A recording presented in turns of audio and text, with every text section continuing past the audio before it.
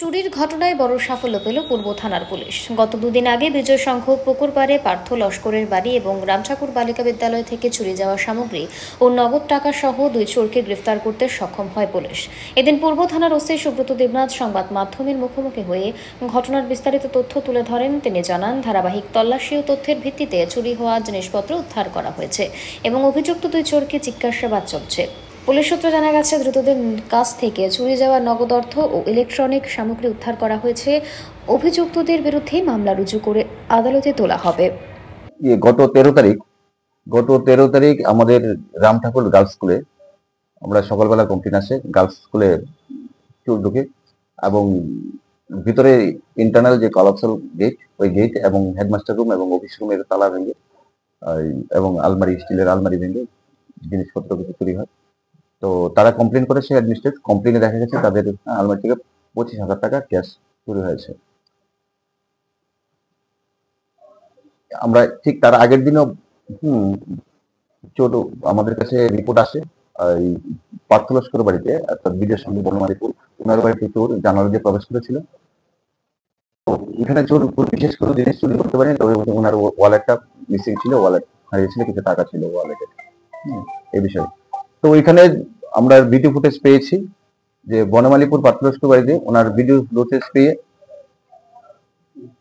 আমরা chat identify করেছি, হ্যাঁ, যে চোরটা, এটার নাম রাজীব। তারপর আমরা টোটালি তাকে, আমাদের স্টাফ এবং অফিসার, আমরা টোটালি তাকে তল্লাশি করি খুঁজতে খুঁজতে।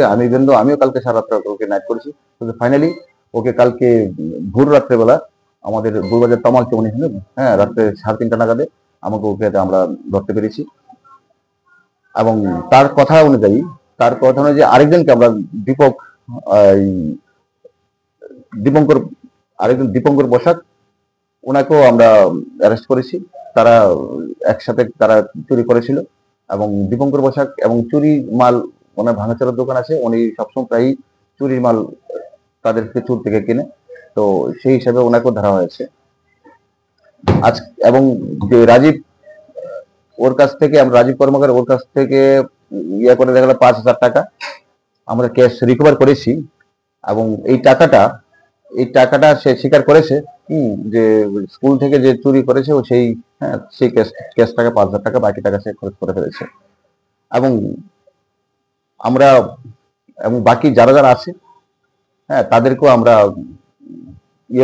চেষ্টা করেছি, কিন্তু ওইখানে যে সিসি ক্যামেরাটা, রামঠাকুর সিসি ক্যামেরায় যে ডিভিআরটা চোর নিয়ে গেছিল, তার স্কিল লেবার, তার জন্য এখান থেকে কোনো আমরা ভিডিও ফুটেজ পাইনি। তো হাওয়ার আমরা ওই টাইমিংটা দেখে আমরা দেখছি, হ্যাঁ, বাকি টোটালি চোরকে আমরা করবো। মাঝখানে চুরি অনেকটা কমে গেছে, লাস্ট 10-15 দিন আমার কাছে চুরি রিপোর্ট আসেনি, কিন্তু রিসেন্টলি এই দুটো ঘটনা, চোর প্রবেশের দুটো ঘটনা ঘটেছে। তো এর মধ্যে আমরা চোরকে রিকভারি করতে পেরেছি, হ্যাঁ। এবং আরো একটা দুটো আছে যে তাদের কাছে জিজ্ঞাসা করে বাকিগুলো আমরা ধরার চেষ্টা করব।